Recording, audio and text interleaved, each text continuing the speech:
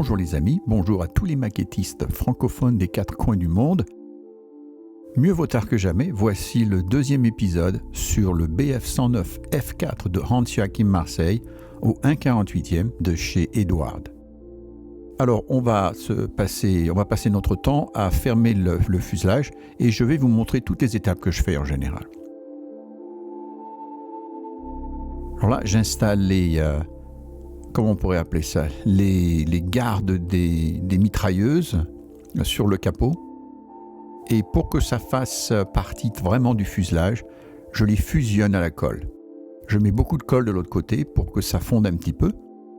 Et au fur et à mesure, je mets de la pression sur la pièce pour qu'elle se fonde dans le fuselage.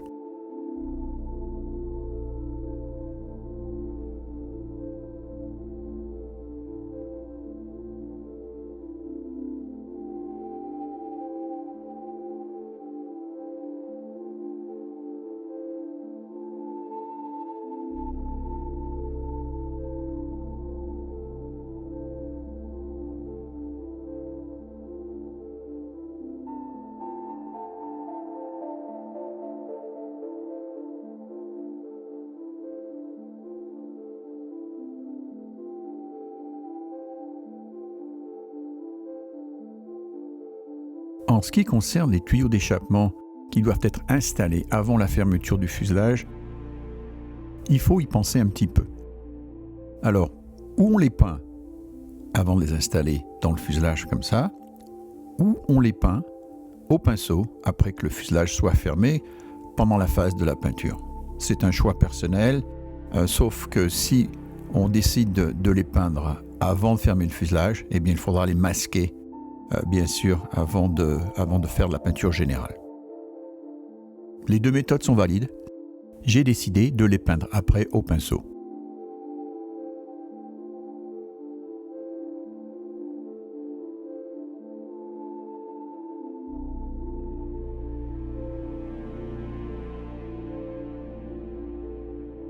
Il ne faut pas oublier d'installer les mitrailleuses avant de fermer le fuselage. J'aurais préféré une méthode différente pour les installer. C'est facile de les coller de travers ou de les coller trop en arrière. Je crois qu'Eduard aurait pu avoir une méthode d'installation différente.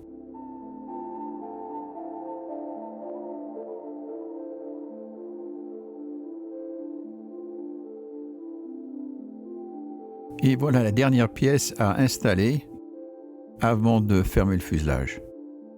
Alors je m'amuse un peu à la faire à main levée comme ça au pinceau. C'est très relaxant. Les couleurs des pneus, certains pneus, étaient noirâtres, grisâtres et verdâtres, si je peux le dire. C'était un peu plus clair que la jante, qui était elle-même beaucoup plus foncée en général. C'est un détail assez sympa à faire.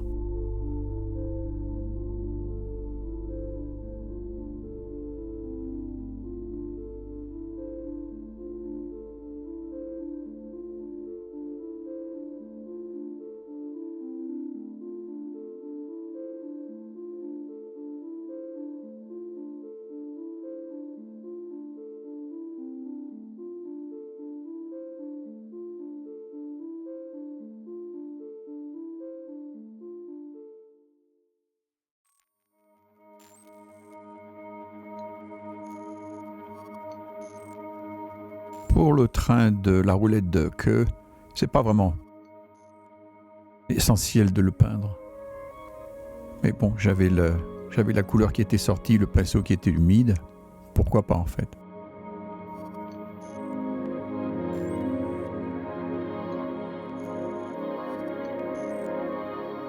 La couleur, c'est du RLM02. Les Allemands utilisaient beaucoup cette couleur pour tout ce qui était à l'intérieur de l'appareil. Et aussi dans les versions précoces dans le cockpit.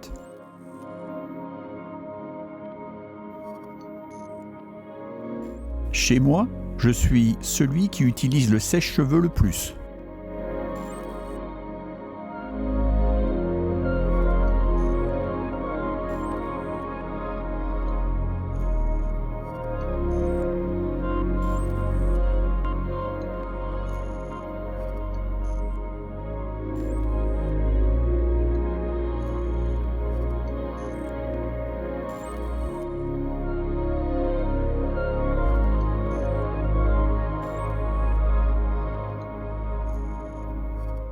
Croyez-moi, ça a pris beaucoup plus de temps que ce que vous voyez là.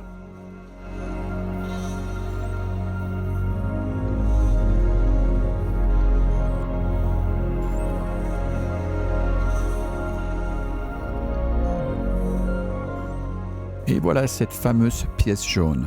Je dis fameuse parce que j'avais dit dans le premier épisode que c'était une ligne d'oxygène. Eh bien, absolument pas. Quelle grosse erreur de ma part.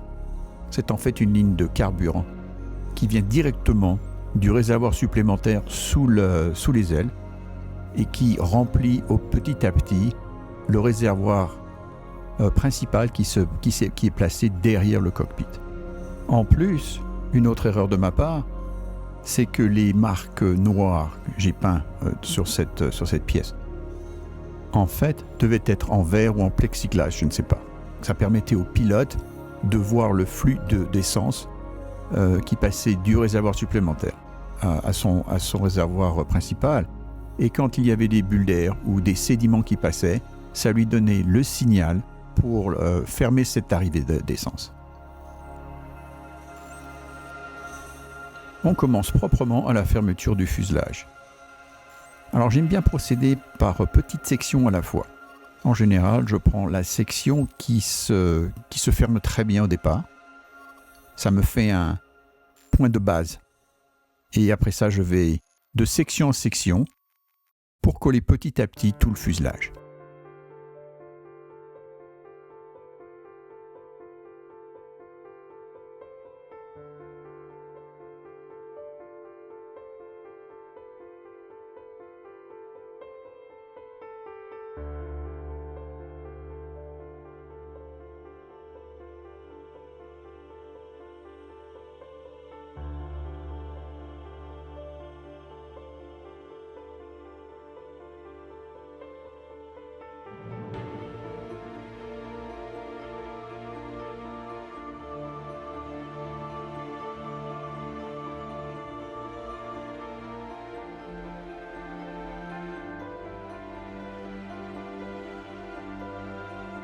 Alors bien sûr, l'exercice, c'est de coller les deux parties du fuselage au même niveau, ou tout du moins le plus possible, en sachant très bien que ce n'est pas toujours achevable.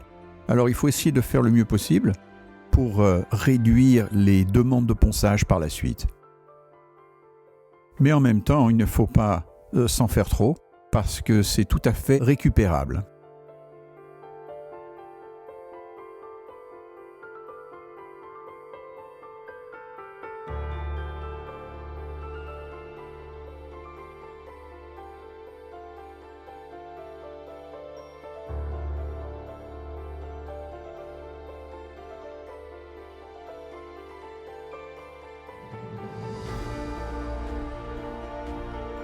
Et bien sûr, j'ai oublié la dernière pièce, la roulette de queue, qui doit être installée avant le collage du fuselage. Heureusement que je n'avais pas collé la queue. Après un petit peu de manipulation frustrante, j'ai quand même réussi à la mettre et la coller.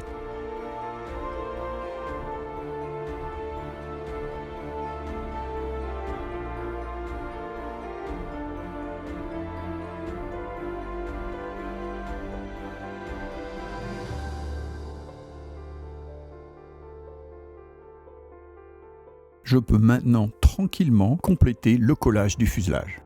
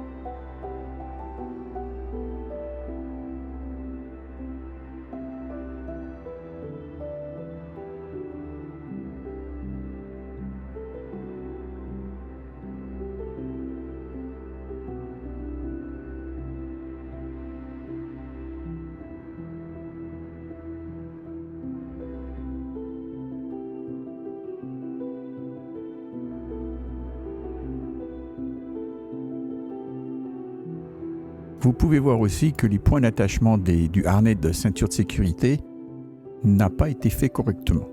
Éventuellement, je l'ai réparé et vous verrez ça plus tard.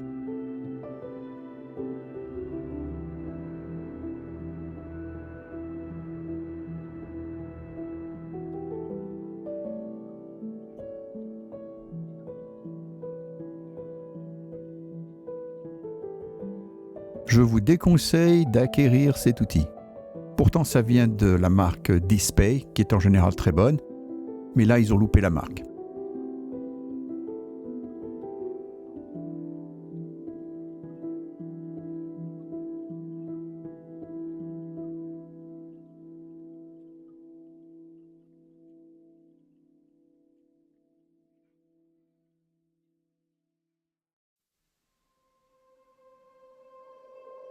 Alors bien sûr, maintenant on est passé à la phase du ponçage. Et comme le collage, je fais ça par petites sections, au fur et à mesure, autour du fuselage. J'utilise aussi l'X-Acto en faisant très attention de ne pas trop couper. Je fais ça parce que ça aide au ponçage. Ça aide à préserver les détails.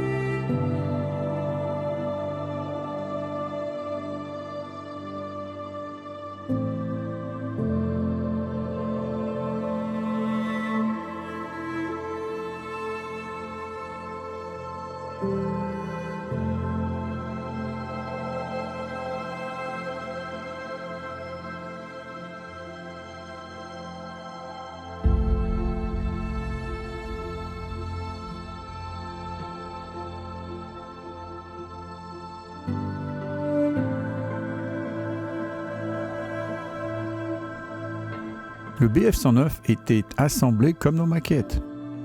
Les deux demi-coques étaient attachées et donc il y avait une ligne de panneaux qu'il faut recréer pour être authentique. La meilleure façon de le faire, c'est de préparer le joint en haut et en bas du fuselage et de regraver les lignes de panneaux.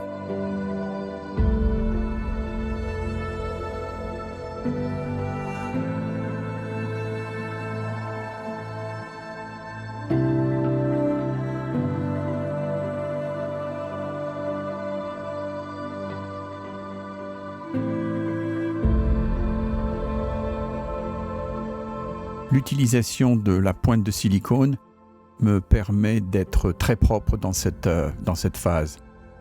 Plus on est propre, moins on a à poncer, moins les détails disparaissent.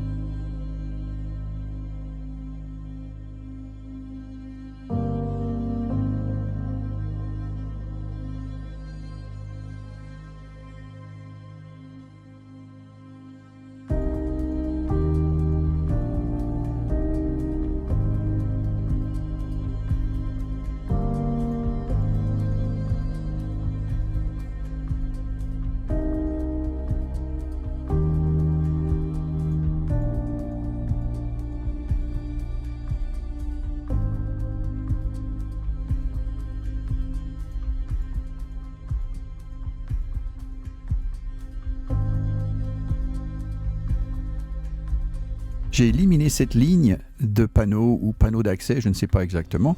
Je n'ai pas réussi à la retrouver dans mes références.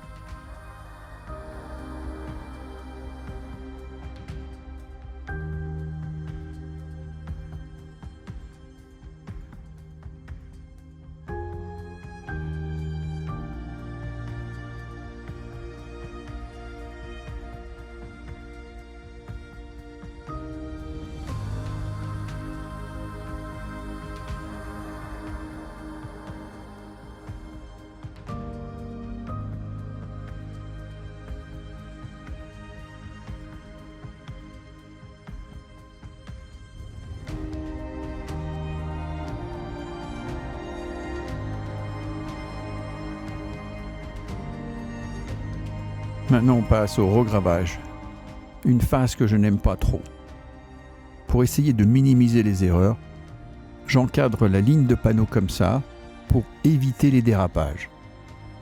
Il faut que l'outil soit très très bien aiguisé pour le laisser faire de lui-même. Je n'appuie pas beaucoup, il y a très peu de pression, quitte à faire plein de passages pour atteindre la profondeur désirée.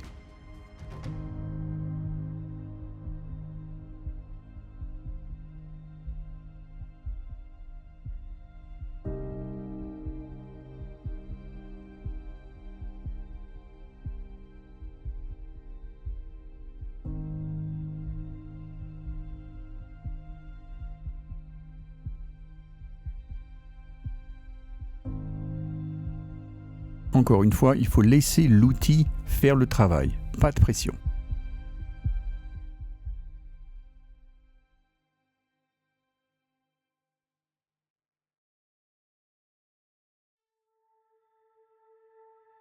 Là, il faut faire très attention.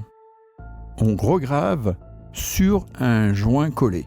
Donc, il est possible de creuser trop profondément et de séparer les demi-coques.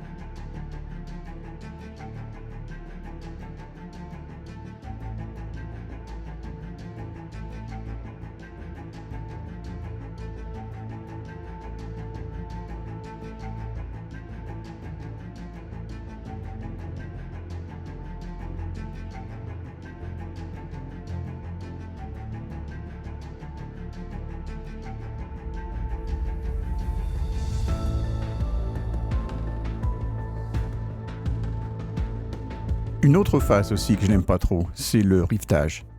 Mais enfin, c'est indispensable. Ce que j'utilise là, ce sont des Rosie the Riveter. Ça n'existe plus, ça ne se vend plus comme ça. Il y a d'autres versions, mais ceux-ci sont introuvables maintenant.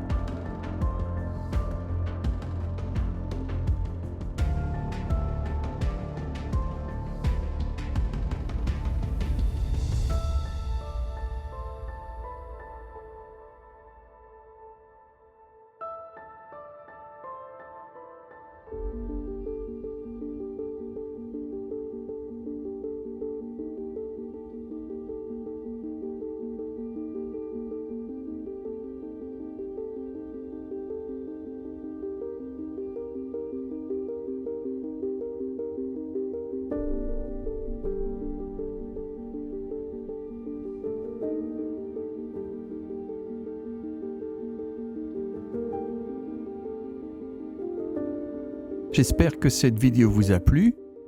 On se retrouve très bientôt pour l'épisode numéro 3 qui consistera à mettre l'avion en croix. Alors à très bientôt et je vous souhaite de vous porter très bien. Au revoir.